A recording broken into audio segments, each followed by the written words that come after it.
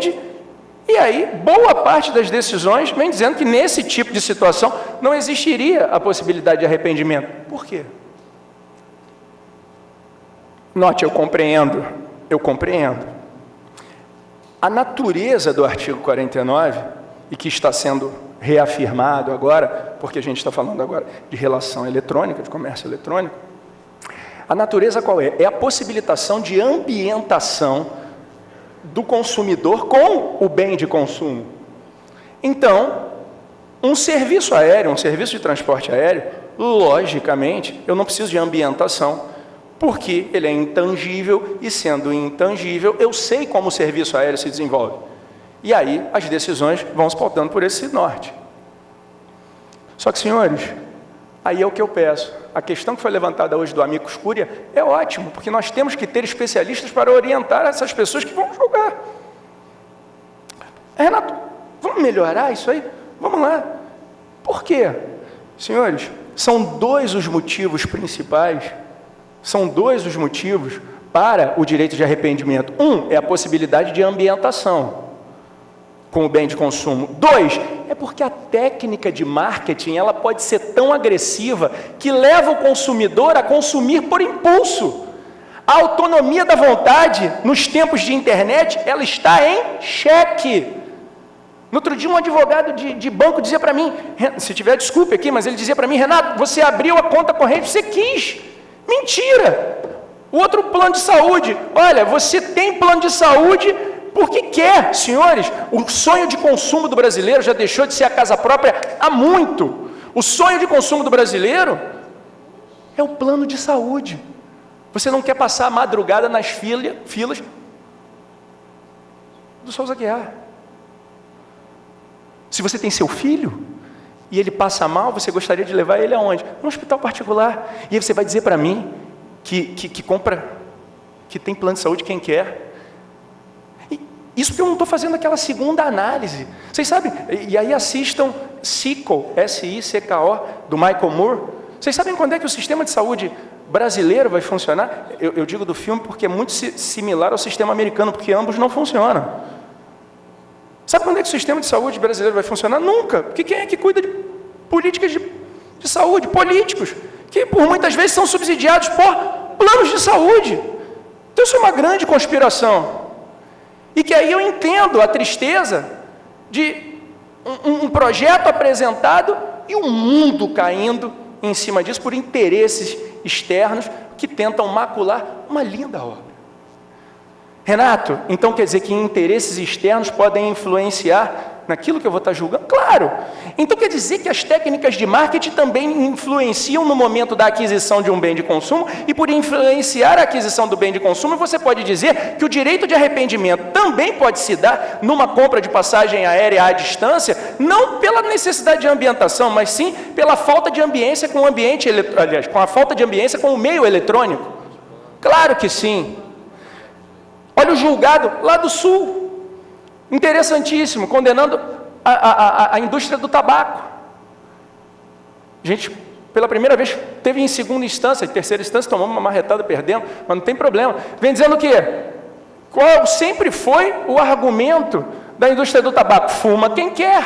O que o juiz disse? Quem disse que viciado tem querer? Ele chega em segunda instância, pela primeira vez nós ganhamos. E aí lá diz, mas fuma quem quer, quem disse que viciado quem querer, e vejam, todo meio de informação é no sentido de que fumar causa câncer, fumar é isso. Então, se a informação foi nesse sentido e você absorveu aquele bem de consumo, culpa exclusiva da vítima. Senhores, você está viciado. E detalhe, a decisão diz o seguinte, hoje, porque esse cara quando se viciou há 20 anos atrás, Hollywood era o sucesso. Eu lembro que quando eu fiz a faculdade de Direito, não na Nacional, mas era muito difícil de você assistir uma aula, porque você era impregnado pela fumaça de todos os alunos que fumavam, inclusive a do professor. Eu saía, parecia que você tinha ido na boate, Leonardo. Você saía com aquele cheiro de fumaça da tua roupa, e ia lá. Então vejam como é que você pode ser influenciado pelas técnicas de marketing, e daí eu criticar o tipo de decisão que fala de forma diferente. quase que para finalizar, lembro aqui a história, e aí eu demonstro como é que a técnica de marketing ela é capaz de influenciar. Lembro de um aluno meu que comprou pela internet uma vaca. Ele fala para mim, Renato, o que acontece? Ele brigou com a mulher, né? Ele falou assim, Renato, briguei com a minha mulher. E aí saí, fui para o Barra Music. E aí cheguei lá, falei, olha, vou ter uma noite única. E aí ele é de uma comunidade, né, que diz assim, quando bebo, deprimo. Já viu gente que bebe e aí deprime? E aí ele foi bebendo, foi ficando deprimido. Aí deu vontade de ir para casa. Só que ele voltou para casa, ele falou, Renato, eu cheguei lá, tomei um combo. Eu falei, o que é o combo? Ele falou assim, o combo é o seguinte, é um dispenser de acrílico, você coloca uma garrafa ou de vodka ou de uísque, 6 Red Bulls em volta, e gelo, e a gente vai misturando aquilo e vai bebendo. Eu falei, você bebeu com seus amigos um combo? Ele falou, não, eu bebi o combo. Eu falei, meu pai. Aí foi para casa. Quando ele chegou em casa, ele falou, Renato, fui fazer um miojo, liguei a televisão, porque deprimiu, foi para cá. E aí, aqueles 3 minutinhos do miojo, eles são perigosíssimos. São perigosíssimos. Tem gente que morre por causa desses 3 minutos. Aí, ele correu, aí ele falou, nesses 3 minutos, ligou a televisão, o que estava passando? Canal do Boi. Aí ele foi, viu o canal do Boi, o que fez? Ligou, aí tá assim. Ele falou que falava mais ou menos assim, o locutor. Olha aí, ó, a vaca é bonita, olha aí, ó, tá barato, olha, R$50 a vaca. Aí quando ele olhou, ele falou assim, R$50? Quando bebo, fico rico, quando bebo, deprimo, quando bebo, fico rico. Aí ele olhou, ó, R$50, tá, olhou no bolso. Ele entrou, ligou para lá, fez um cadastro e falou, R$100. Proposta do Rio de Janeiro, R$100, dou-lhe uma. Proposta do Rio de Janeiro, R$100, dou-lhe duas. Caraguatatuba, R$150, dou-lhe mais. Ourinhos, R$250. Renato, fui mordido. E aí foi 250, 300, 350, 400, 450, 450, 500. Ele falou, até 1.000 a vaca é minha. E 600, 700, 800, 800, R$1.000. Aí quando ele fala, R$1.000. Aí o cara do leilão, vendido para o Rio de Janeiro, proposta de 48 parcelas de R$1.000, com 2 intermediárias de 12.550. Ele falou, Renato, fiquei bom. Curou aquilo na hora. E aí ele para mim, pelo amor de Deus, o que eu faço, Renato? O que eu faço aqui da minha vida? Como é que eu faço? Eu falei, fica tranquilo, calma. Eu estava em sala de aula, peguei, abri o Código de Defesa do Consumidor, falei, coloca a sua mão aqui. Aí ele coloca, fala que tu se arrepende. Ele falou, eu me arrependo. Ele fala que se arrepende. Eu me arrependo. Ele fala que se arrepende. Eu me arrependo. Eu falei, em nome do Código de Defesa do Consumidor, você está arrependido.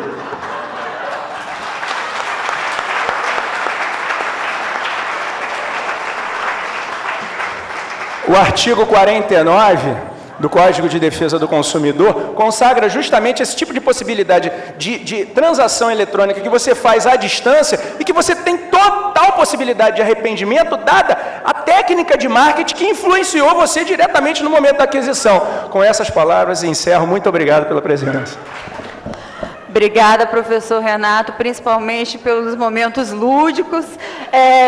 E passo a palavra, então, para o colega Leonardo Medeiros de Garcia. Primeiramente, boa tarde a todos. Prazer poder estar aqui.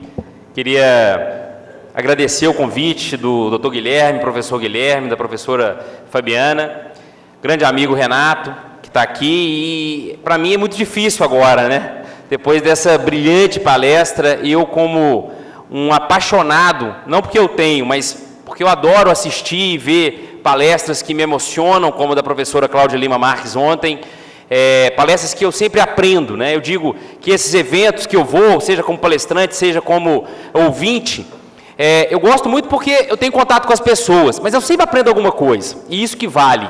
Os cursos que eu faço, as aulas que eu assisto, sempre aprendo alguma coisa, e então eu fico muito feliz de ver uma palestra dessa empolgante, uma palestra que movimenta uma plateia. Eu estava olhando os olhos aí de vocês e prestando atenção, né? Obrigado por essa exposição, realmente foi muito legal, né? de presenciar isso, de participar de uma mesa contigo nisso aí. Professora Fabiana, já li o livro dela há muitos anos, né? Nem conheci ela pessoalmente, e aí quando tive a oportunidade de conhecê-la foi um prazer enorme.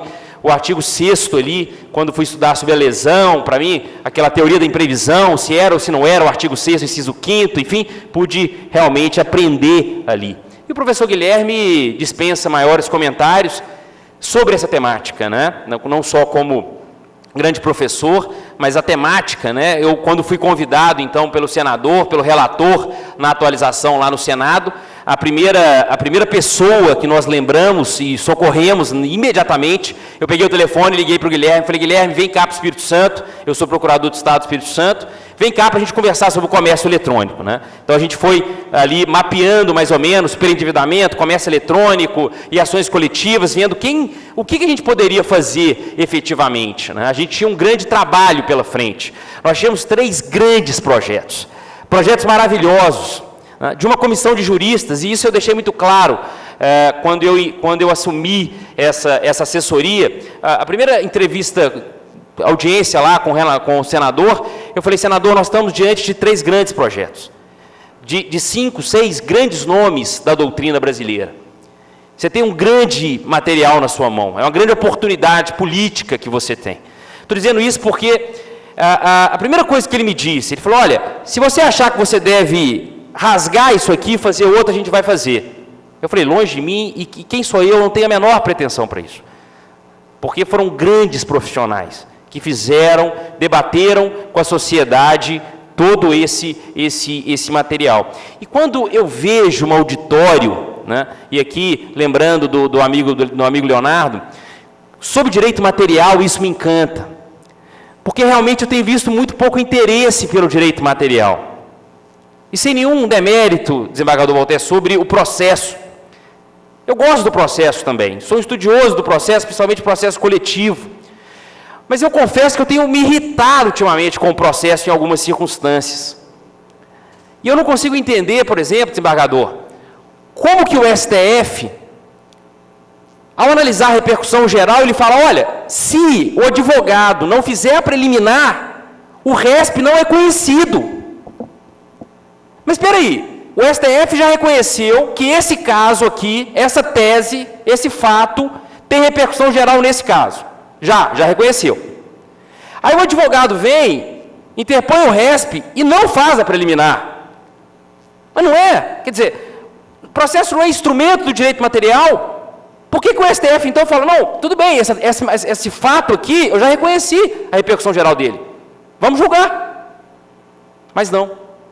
Eu não consigo explicar para as pessoas que não são da área jurídica como que, às vezes, o processo atrapalha o direito material. Tenho certeza que alguns de vocês que fazem estágios, que advogam, têm essa dificuldade de explicar para o seu cliente como que, às vezes, o processo vai travar e não foi feito para isso.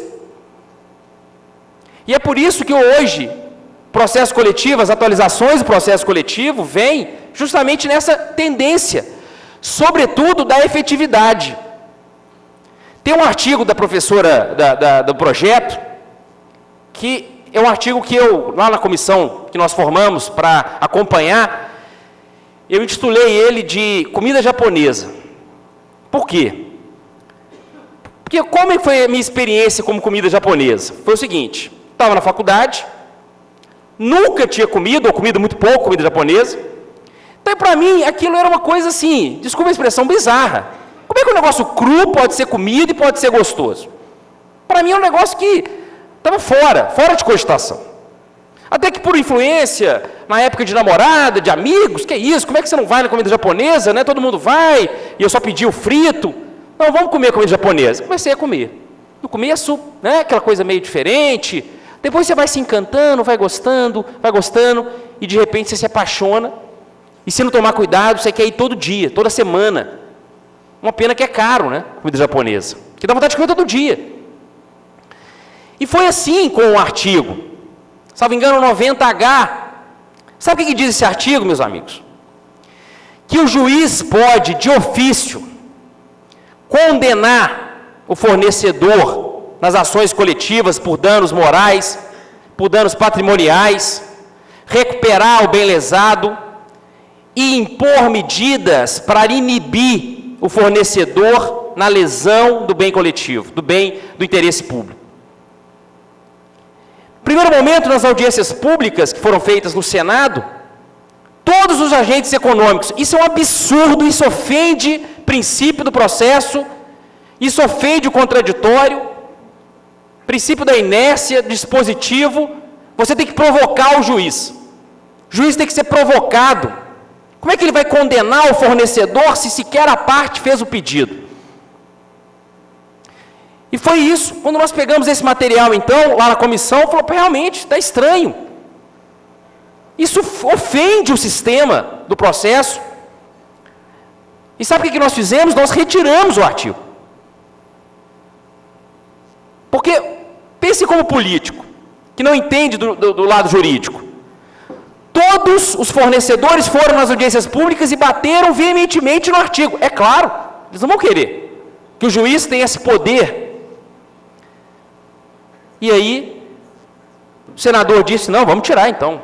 Está dando problema, vamos tirar. Realmente, se tem problema de ofensa a princípio constitucional, princípio do processo civil, vamos tirar. Por quê? Porque era bizarro, era estranho. E aí depois a gente foi pensar um pouquinho, né? Aí, similarmente, a experimentar a comida japonesa. Peraí, vamos pensar um pouco sobre isso aqui. Acho que não é tão bizarro assim, não. Eu fiz uma experiência, meus amigos.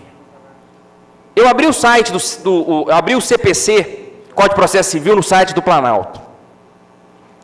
E coloquei a expressão de ofício. São várias hipóteses que o Código de Processo Civil, criado para relações individuais, autoriza o magistrado a atuar de ofício. E são situações que ele pode, inclusive, condenar a parte em favor da outra, por litigância de má-fé. 461, por exemplo, autoriza o juiz a adotar a tutela prática da obrigação efetiva, com coerção, com multa de ofício. Agora, quando há um bem coletivo, de interesse coletivo, por que não? E eu dizia para os meus colegas lá, depois, né, que aí eu já tinha me encantado um pouco pelo artigo. Peraí, vamos sair do consumidor, né, porque a gente fica dando muito exemplo de consumidor, vamos para o direito ambiental. Tem uma lesão ambiental.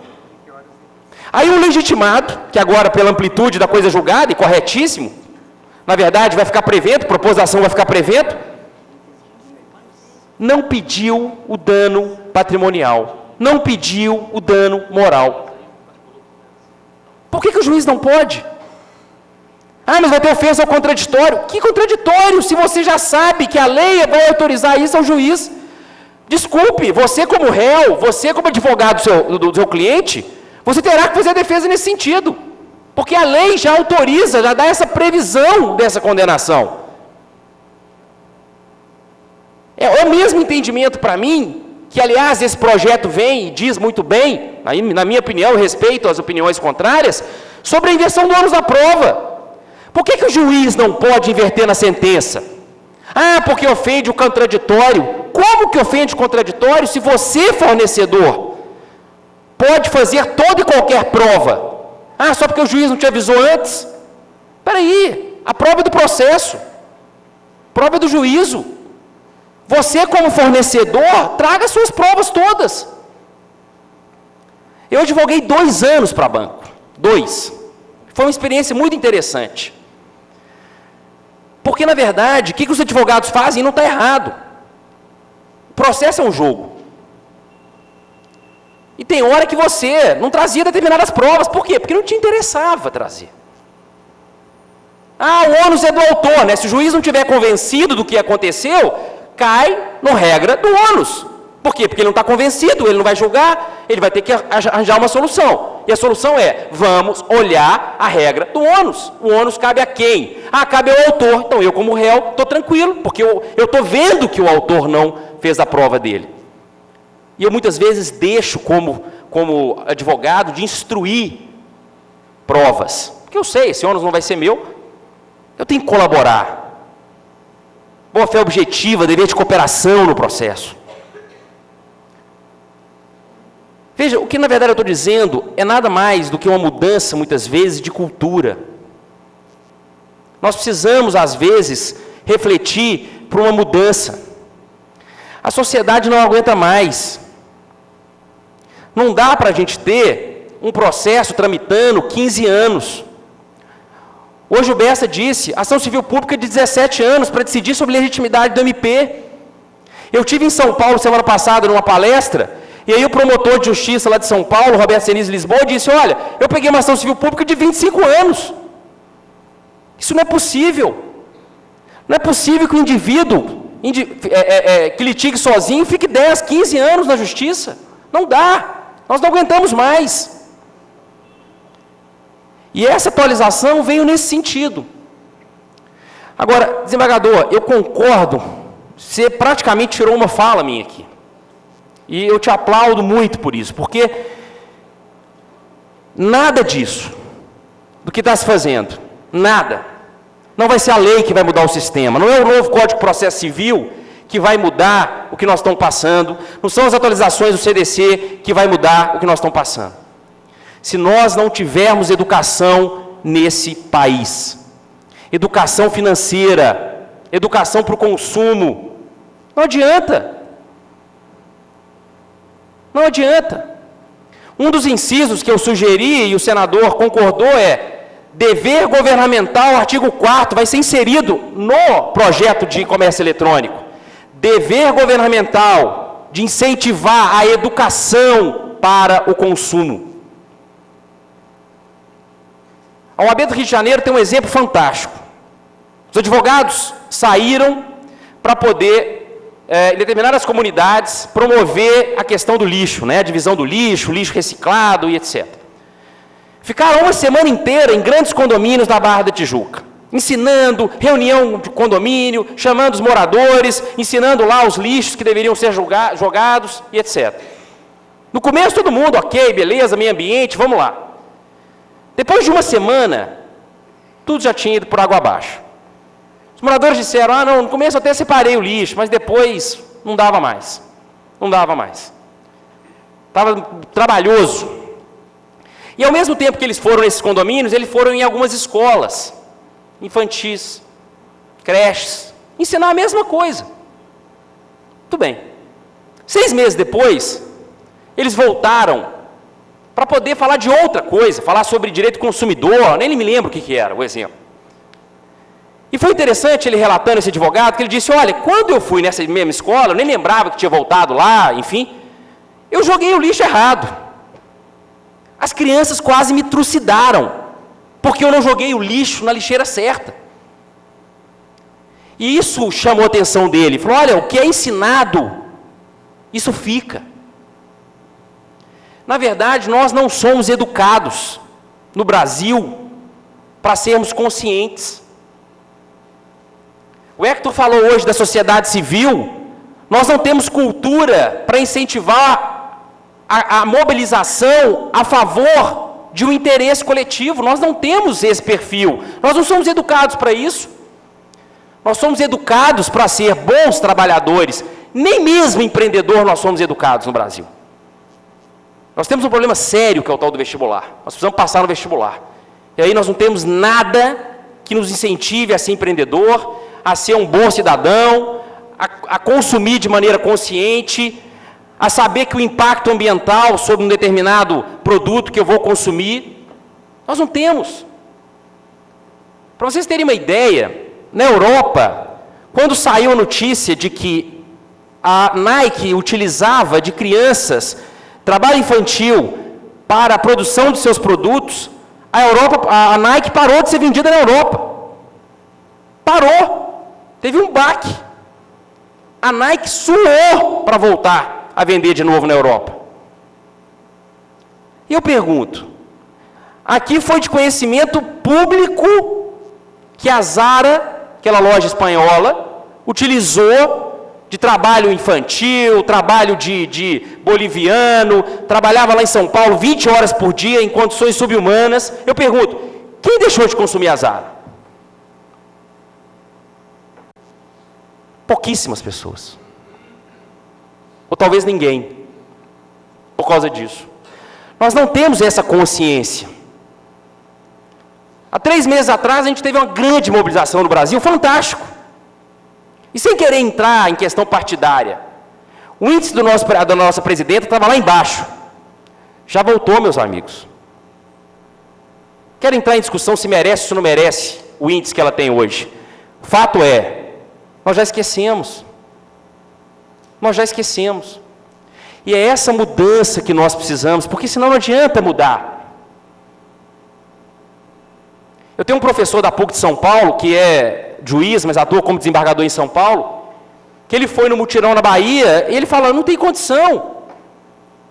Juiz hoje em dia está passando no concurso e não quer fazer mais audiência. Ele falou, olha, nós estamos perdendo o encanto. Quer olhar para as partes, quer tentar conciliar, entender o problema. Não. Hoje tem que ser tudo rápido, eu entendo, tem muitos processos, mas tem juízes que não fazem mais audiência, não fazem. Nós estamos hoje na cultura do individualismo, na cultura de tudo que tem que ser rápido. E essa é a grande dificuldade nossa hoje, que é a grande mudança de cultura que nós precisamos. Então, nesse viés é que eu acho que nós precisamos ter esse paradigma. Talvez não para agora. Como a professora Cláudia Lima, nós temos que deixar talvez um legado. E é óbvio que nós precisamos mudar a legislação. Mas isso é mínimo se nós não tivermos a cultura. Cultura de cobrar, cultura de exigir, de ir atrás. Na primeira reunião que eu tive, lá no Senado, o senador me perguntou, qual o tema que você acha interessante, que não está nos 3 projetos? Porque ele tem liberdade para poder incluir qualquer outro tema, qualquer outro projeto, enfim. Falei, olha, senador, se tem uma coisa que me angustia nesse país, eu que viajo toda semana, e o Renato falou sobre isso, é a passagem aérea. Eu não consigo entender, aliás, entender até acho que eu consigo, mas admitir que para você desistir de uma passagem, você tem que pagar R$100. Eu não consigo entender. Uma passagem que eu comprei a R$112. Aconteceu comigo semana passada. O preço da passagem custa R$112. Eu liguei para cancelar. Desculpe, R$100 a taxa. Se você não viajou e não avisou no show, R$150. Peraí, mas eu não posso transferir minha passagem para ninguém, não? Eu comprei, ela é minha. Deixa eu transferir a data. Não, você pode transferir para outra data, só que você paga R$100 para transferir. Então deixa eu passar para minha mãe, para vir me visitar, ver meus filhos. Desculpe, não pode. O senador falou, vamos lá. Falei, olha, mas a briga é ingrata. Falei, vou lá, vamos lá. Primeira audiência pública do Senado. Ele anuncia, então, que vai tratar das passagens aéreas. Meus amigos, no dia seguinte, o advogado da Decolar me liga. Preocupado com a situação. Quero dizer que os fornecedores estão muito bem. Eles não estão errados, não. Estão muito bem equipados. Grandes advogados, grandes escritórios, muito bem assessorados. E nós, consumidores, estamos completamente desamparados. Essa é a grande verdade. Nós vemos grandes instituições do Brasil hoje, consumidores, se você for ver, é tudo pro bono. Pessoas que estão cooperando daqui, cooperando dali, enquanto a gente tem um poder do outro lado muito grande, que não dá para brincar, não dá para menosprezar. O segundo tema que nós sugerimos foi publicidade infantil. Ainda mais que eu estou com um filho pequeno agora, você começa a ver as atrocidades, né? Ótimo, publicidade infantil.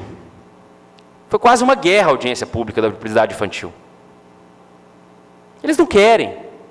Não querem. Foram lá no gabinete, conversaram, disse que não dá.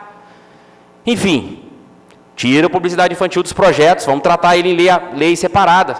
Porque senão trava os projetos em andamento.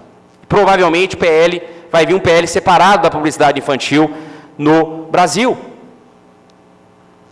Então eles estão muito bem preparados. E nós? O projeto tem, de ações coletivas, um artigo interessante, visando fortalecer as associações, que é condenar o fornecedor a pagar uma compensação às associações quando a demanda for de interesse. Houver um trabalho interessante da associação. Talvez seja um caminho. Nós precisamos fortalecer as associações. O Ministério Público não dá conta. Não dá. Fazem trabalhos lindíssimos. A Defensoria Pública está aí também agora para ajudar há algum tempo, mas não dá conta. Nós precisamos incentivar esses canais. No comércio eletrônico, o projeto estava muito bem elaborado, a gente conversando muito bem, né? O que nós realmente fizemos, e com cooperação de vários setores? Como o Guilherme disse, as sugestões do Brasilcom, praticamente todas, e não é porque era Brasilcom, que eu posso falar com muita tranquilidade, não faço parte da diretoria, sou membro, mas porque foram realmente muito bem aceitas, não só por mim. A ampliação do prazo de 7 para 14 dias, a possibilidade de se aplicar o comércio eletrônico para qualquer venda à distância, e não só especificamente para o comércio eletrônico.